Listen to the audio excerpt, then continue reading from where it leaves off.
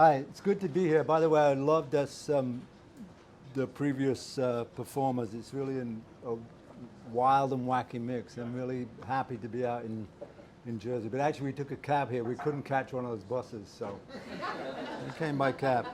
I'm going to read an old poem. It's actually from 1990. I was shocked how long ago 1990 is. So, but you know, that's how long it is. And it's a period of my kind of stand-up poetry period, which is a lot of chest and not much heart. But it's also sort of written to be read aloud. So I just came. Huh? Yeah, I got it. Can you hear me? Yeah. Now you turned it up. Okay. Anyway, I came across it the other day while I was cleaning some magazines out, and I looked at it, thought, yeah, you know, maybe this might not be bad. There's nothing new on the desk at the moment, so I'm going to try this. It's called Licking the Fun Up, which is the title poem of this book. Licking the fun up, not licking up the fun, which people always seem to think it was saying. And this is going to go on me now. It starts out with a quote from one of your guys, William Carlos Williams. Yeah. And it goes downhill from there, believe me. To begin again, turning the inside out. Advice from the good doctor on how to survive in this Babylon, this garden of longing sown with the seeds of ruin, this unrequited howling for more of everything, of anything. We tell lies, invent new lives, conjure up a lifestyle that fits right in with the movies and TV, play happy and sad and brutalized all at once for the sake of realism. It's a perfect October day, the kind that sets your hair on fire. Children dancing in a leaf storm along St. Luke's Place. A brilliant blue sky showing the pink edge of winter, the turning of the year and the heart and the yearnings of the heart. A time when dying seems impossibly far off, when the light caresses each single brick in the wall it hits. The sun hits the wall and you want to be part of that, part brick, part wall, part sunlight. And you feel fragile as Humpty Dumpty, and you think of children and living and trying to go on.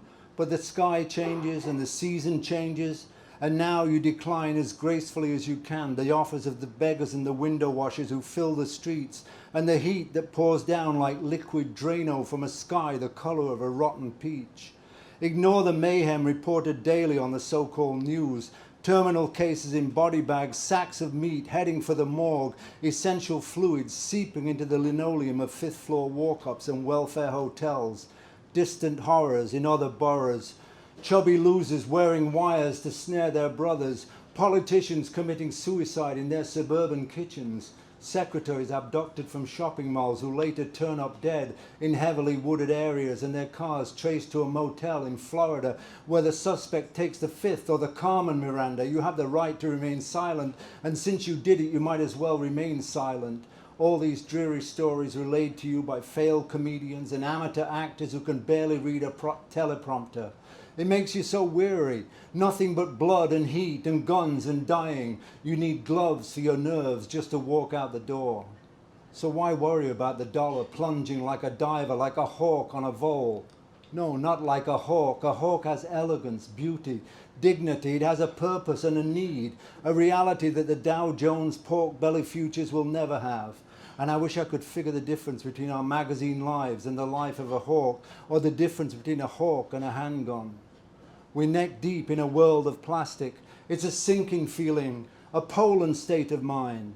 For 30 seconds you're necking with Marilyn Monroe in Dansk, and for the next 8 hours they're stomping your kidneys in Krakow. And can somebody please throw in the towel? And you've spit out your mouthpiece and you're crawling to a neutral corner, and your face looks like Isabella Rossellini in Blue Velvet, all that raw, pulpy flesh, blue bruises. And where is that bright manimal boy who was once running to tie your shoe, a Molotov cocktail in his spare hand? Daddy, the fun's gone. All of the fun's gone. It goes on like this for several minutes, so stick with it. For years you let yourself be stroked and pampered the way someone might pamper a lovely but brainless pet.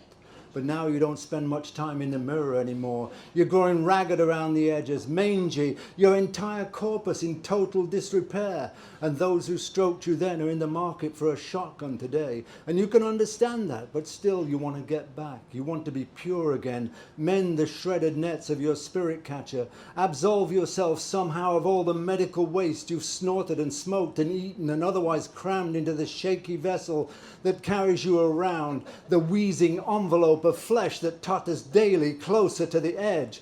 Baby, baby, where did the fun go? Where did the fun go?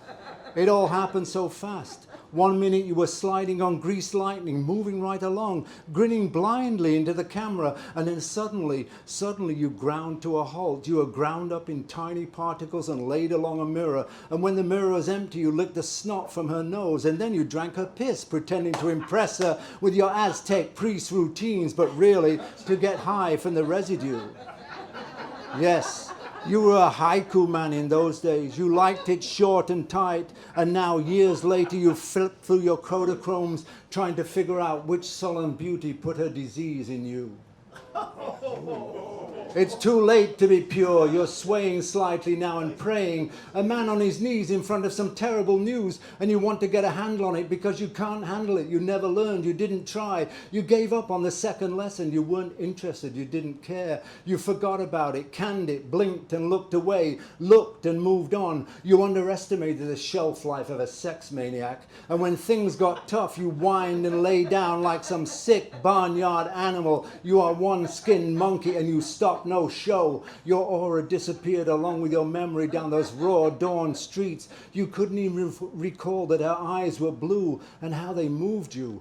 You careened off the page, dead or drunk or both. The needle went right off the meter on your bullshit detector. You were totally bogus, defective in every way, and it's going to take more than simple faith to return from this sorry state. Your anti-damage systems are rusted out. The chrome is off your bumper jack, and a 3-coat paint job is not going to cover the scars in your body armor. Sucking the fumes up, draining the well dry. Just Say No. This really dates this. This is sort of taken from the Just Say No thing. I don't know if any of you kids here know anything about that. But anyway. Beautiful, man. The last one was beautiful. Thank you. In the 1940s. It is time. No, it was the 1980s, I think, wasn't it? 80s. Yeah. Feels like the 40s. It is time to call a halt to your imbecilic acquiescence. Don't be led into temptation, just say no. You've read it on your shopping bag, just say no. You've seen it on the telly, just say no. So much to turn down in these Babylonian times. Say no to thin lips and stock tips. Say no to infiltrators and oil change experts, short change specialists and lube job jockeys extending their thin fingers into your inside pocket. Say no to walking the dog while the postman checks your wife's mail. Say no to the shattering blue sky of Mexico on a dare, pocket stuffed with cash looted from the Fortune Gardens. Say no to moussaka in the Socrates coffee shop when a handsome young man in a black chiffon dress asks for the next dance. Say no. Don't just say yes because it rhymes with dress. Say no. Say no to living according to the dictates of your horoscope. Say no to this strange chamber of Venus if you're not packing rubber. Say no to Scientology, Royrology, and all the other ologies. Say no to alligator appetizing Cajun joints. Say no to porcupine stew when you're passing through the Ivory Coast. Say no to sun-dried tomatoes from Dean and DeLuca at 22 clams a kilo, because there comes a time when you just have to call a tomato a tomato. Say no, all you sweet Marines, to the swallows sucking around the American embassy. A quick piece of glasnost will get you a slow court-martial, so say no. Say no to Chinese food for breakfast and vodka for lunch same day. Say no. Let your kidneys do the talking. Say no. Say no to Texaco, Pennzoil, and United Airlines doing what they do best. Say no to Tokyo as the yen takes hold and Mitsubishi buys another icon. Say no to jacking around into the chamber and killing your girlfriend because she's 14 and pregnant and you don't have a job, but you do have a 38. Say no to the cracketeers smoking up a storm on every corner. Say no to Bible thumpers pounding on hookers in motel rooms. Say no to old macaroni and cheese and all the other aging food growing wings in your fridge. Say no. Say no to the dry cleaner who lost your best pants when he asked if a 20 will cover it. Say no to jive lawyers and landlords with their teeth in your throat. Say no to the distaff and Falstaff and the general staff. Say no to the nipple of every liquor bottle winking on your shelf. Say no to burying your head in books while the days run away. Say no to putting your mind out to pasture. Say no to riding in the roundabout when the swings aren't even loaded and swinging the lead when you could be pumping iron. Say no to fake sweats, fainting fits and other Victorian deliriums. Say no to sudden reversal, shunting of the facts. Say no to my ugliness laid out before you. Say no to this and this and this. If it's pissing rain or raining piss, what's the difference in a chokehold? Whether they've got you by the throat or by the scrote, they've got you. And the only way to let it go is to say so. No thank you, no way, no how, no go, no, no, no.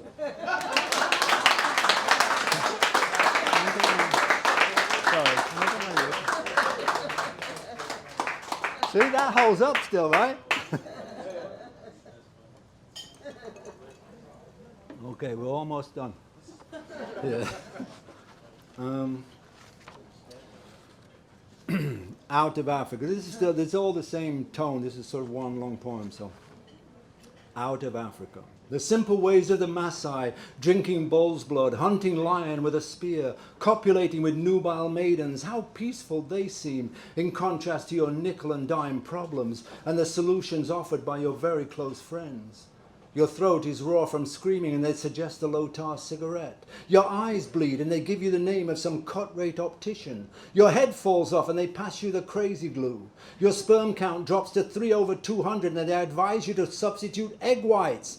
Your heart stops and they hand you a metronome. You just can't seem to put your shoulder to the wheel. You can't fill it to the rim, Jim. The school of humming, dancing and jacking it around is closed for the season and you're left holding an emery board and 3 chipped nails. You're about as smart as a bag of hammers. Somebody licked all the fun up while your back was turned. You are one stunned white man looking for a way back in and the future might not be there when you arrive.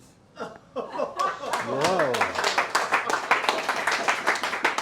Okay, we've got a little recovery going on here. It's just that sometimes you feel like you've got it, like honey on the tongue. Once in a great while you achieve a state of loony grace, the space between thinking and breathing, between jumping and falling, the split second before impact when you're launched, you're out there, and it's too good not to share. Because you can't sing, you can't dance, you can't paint, but you get this need and you want to tell somebody. It's working without a net like a flying Wallenda, brother. Riding out a gravity storm of major proportions, stroking the goat god, smelling his fur. A deep thrill like sex or mescaline, or sex and mescaline. And then it's gone in a minute, and you don't believe it really happened, but it did happen. It happened to you. And when it does, you can transcend the horror of real estate, the boredom of bartending. You can rise above the body in the chair, and you feel tight. Every muscle is tight. There is not 1 ounce of surplus fat on your body, and that O-negative blood is pounding through your veins, your skin quite free of bubblecles and whelks and flames of fire, and you stride down Broadway with your hair in flames, and you feel like the Vikings who ran screaming into battle with their hair on fire and feeling directly connected to some powerful vein of language and words curving into ecstatic shapes. Striding down Broadway, sparks jumping from your head, lit up from the inside, glowing in the dark, planning on telling anyone who crosses your path about the light in your head and the light in a street turning granite into gold, making New York look so embraceable, sexy, fierce lines of this curveless city, architecture and geometry turning you on. The problem is that such moments are rare indeed. Most times when you're walking down Broadway, you're just walking down Broadway. Secretaries and receptionists, dentists and file clerks may well be subject to the same delusions. And if they too sometimes dream of gorgeous blondes bouncing on celestial trampolines, then you salute them. because there's no greater thrill when the flakes fall away and you get a grip on the tedium, squeeze your grief into a shape you can handle and sink back into the buttery caress of the word and the flesh.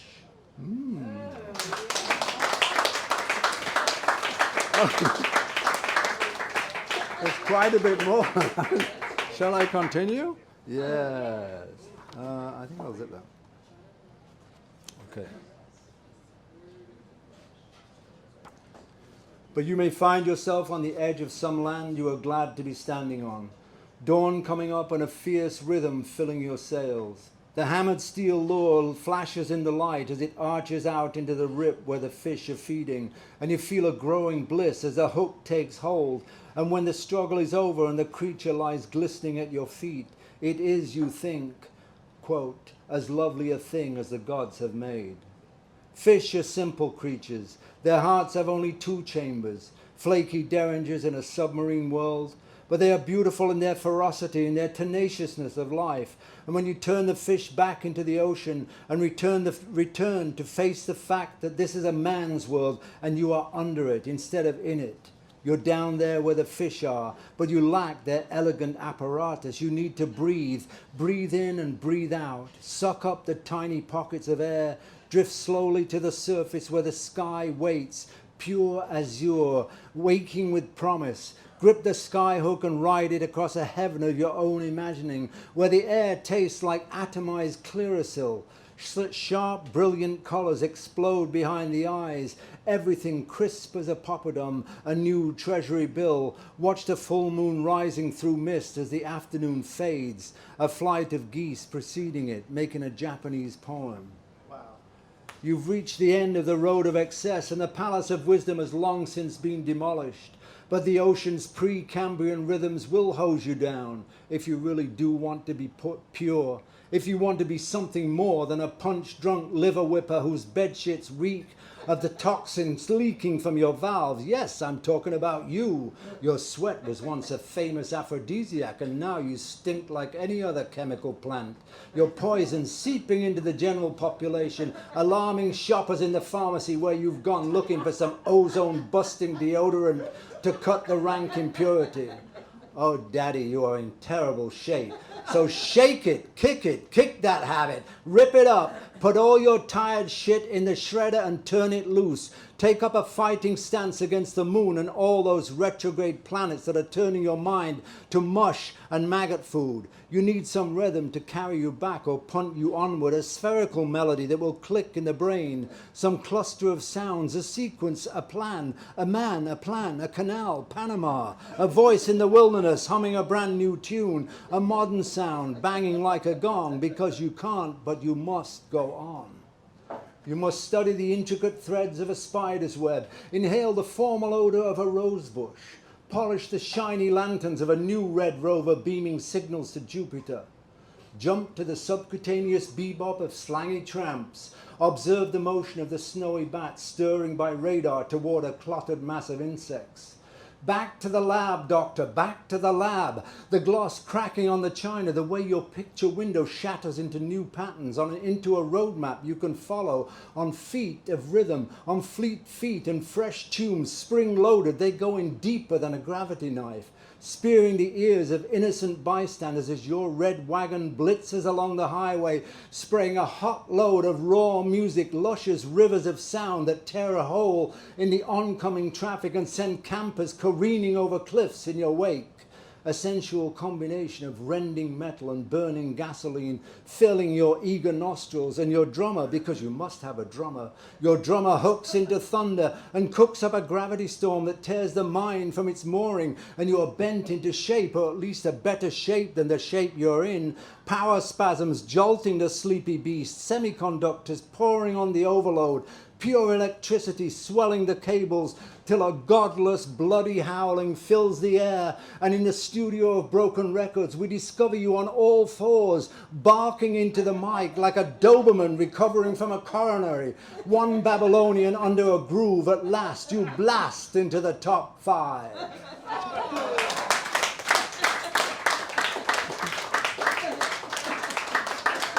I think I was a different person when I wrote this. Okay, this is the end. Coda, drenched in roses. You can come round again. You can ride that lioness you found on your fire escape. Walk it and talk it. Regain the power of speech and speak clearly. And you feel wet, light, physical, like you have turned the wave around. You're back among the living, and you're crooning to the crocodiles, drenched in roses, narcotic perfumes, and in your ears the measured sound of your partner's breathing as she sleeps in a gold haze. Everything mobile again, flowing correctly. A vague and marvelous ecstasy, you dare hardly write it down, but you're suffused with a rich, earthy flush of it, and you can join the hawk on his slow peregrinations above the earth, wire yourself into new circuits where the blood flows fresh and clean, and your eggs don't break from the DDT. Cut through the plastic and embrace the living bone. Even the idea of dying might make some sense. And on one of these clear spring nights that are approaching daily, you will press your ravaged face into the coolness of the lawn, and all will be well. Thanks. Yeah. Yeah. Okay, I'm good. Maggie next.